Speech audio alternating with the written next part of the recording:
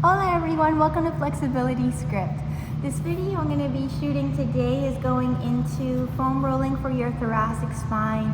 It's a re-recording of a video that's actually already on the YouTube channel, but I'm going to be going into some more details than I offered on that first video that I had recorded several years ago. The thoracic spine is the area of the spine that is really designed for a lot of motion and mobility. Our cervical and our lumbar spine are more designed for stability, and when our thoracic spine is lacking that range of motion, that mobility, our neck and lower back will try to make up for any lack of range of motion.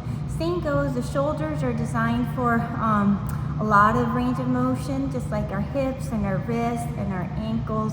They're all areas of our body that are designed for a lot of motion and mobility, just anatomically designed, while our neck, our low back, our elbows, and our knees all have more of a stability component to them in mind. Anytime there is a lack of range of motion and flexion or extension, which is what a majority of people lack, and rotation, the other parts of the body, like our neck and our lower back, will try to do more and compensate. So if you're having any trouble with shoulders, neck, low back, addressing your thoracic spine will be a great starter to figuring out if that's the root of where it's coming from, because that's where the spine is, where everything comes from. So doing our rolling with a foam roller, any foam roller will do. I'm going to be laying on my back. And I just start off with rolling my thoracic spine, which is from my upper back here all the way towards my last rib. So covering like this whole section. I'm going to be starting with just rolling up and down to kind of massage it all out with the roller. I start with the foam roller right towards like above my lower back. From here, the main thing I want to think about is using my head to support my hands, as opposed to the hands supporting the head. And by that, when you start rolling, there's usually a want to like use your hands to support your head and roll like this. And instead, you're going to really work on creating some stability in your neck by taking your hands behind your head, and think about pushing your head into your hands. As soon as you do that pushing energy, you work on creating a lot of stability in your neck, so that as you roll, your neck stays nice and stable. So I'm here, I gently push my head into my hands, and I maintain that energy of pushing my head into my hands as I lift my hips up, and I begin rolling the length of my thoracic spine. So up towards the top of my shoulders, down towards my last rib. Now continue rolling, big inhales, big exhales. You have this option to like freestyle, where I lean just a little to one side, and that puts more pressure on that left side that I'm rolling on. If I lean towards my right and roll forward and back, that puts more pressure on one side. And I sometimes do that, and I check in to see if there is more tenderness on one side than the other. And if there is, I really give that side a little bit more attention as I roll forward and back. Now, after we do a couple of rolls forward and back, anywhere from like 10 to 20 reps, you're usually ready to begin working on extension. The extension is that arching. And someone was to say, we'll see if you can stand up taller. Usually after doing the foam rolling for your thoracic spine, it'll just naturally happen where you are just holding yourself taller with more ease, because you worked on something to help improve that posture, and to take you out of a rounded posture, forward shoulder kind of position. So there's a couple of parts to this. Parts 1 and 2 will involve the same technique.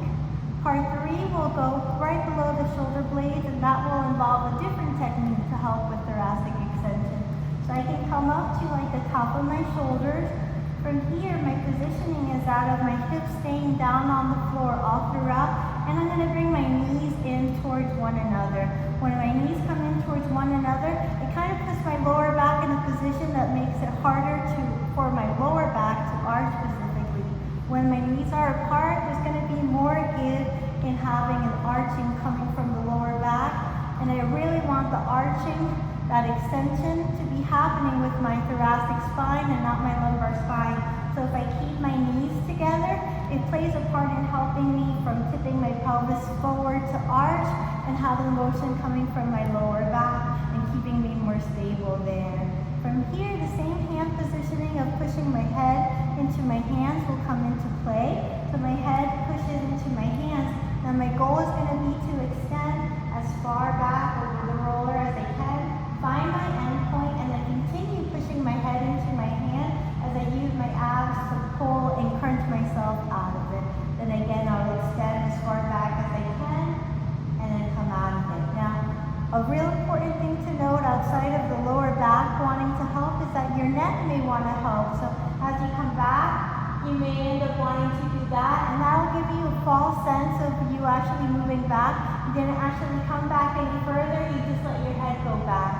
So as I do this, I really maintain my head in this position where I keep pushing my head into my hands, and if I want to see how far back I'm going, I use my eyes instead. So as I come back, I bring my eyes and I look up and see how far back I can go with my, and then have my eyes, my vision give me that feedback of whether or not I'm going farther as opposed to having my head give me that feedback. So you'll go 5 to 10 reps in that area.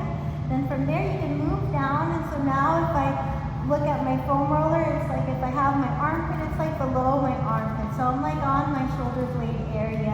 Same cues of like my hips stay down, my knees come together, I push my head into my hand, and I really work on not looking up with my head, but look up with my eyes. I work on extending as far back as I can, and then I come out of it.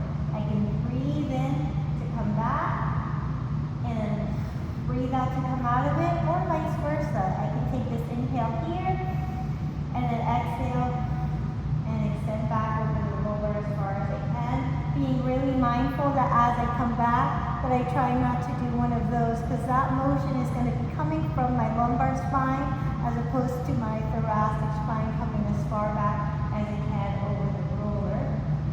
So you go 5 to 10 reps there. The last point is a little different.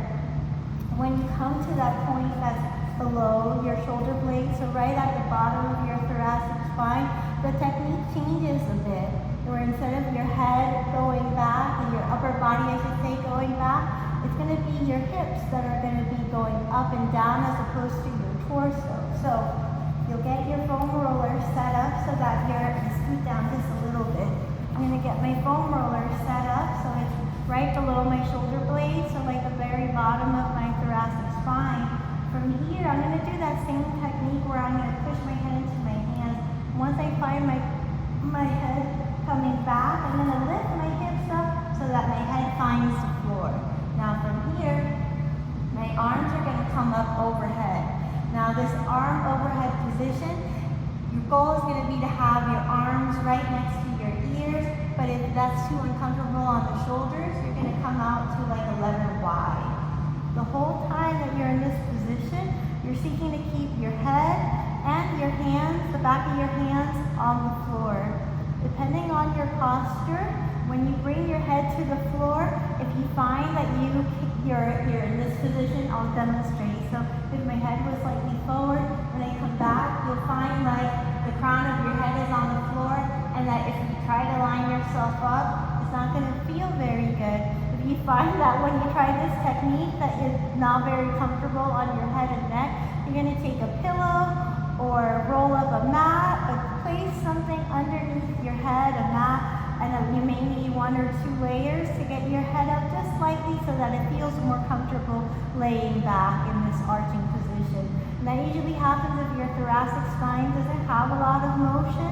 In extension, as soon as you do this point, you'll note that your head is not too comfortable being back. So again, I'm going to be coming head back. From here, lift my hips so that my head finds the floor.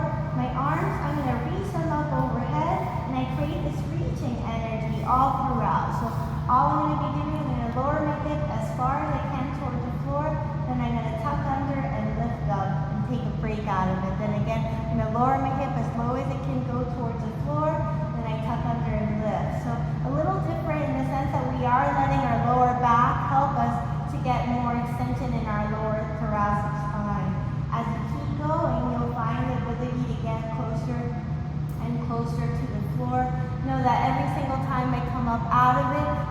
using my glutes to lift myself up out of it. Then I'm tipping my pelvis down, trying to get as low as I can while my head and my arms stay on the floor. So that is the technique for the lower thoracic spine. So your lower back can arch to help you get that range of motion there, while when you're on the upper part, the upper and mid thoracic spine, your hips are staying down and you're trying to prevent your lower back from arching in order to help you get that range of motion back. So I usually do 5 to 10 reps on each point. Usually as soon as I'm done, you'll feel when you come up to standing or even come back up to seated, you'll feel taller.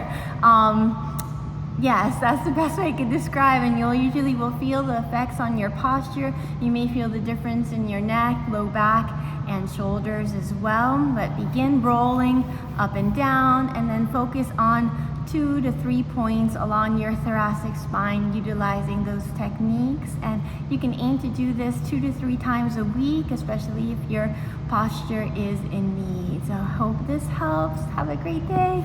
Bye.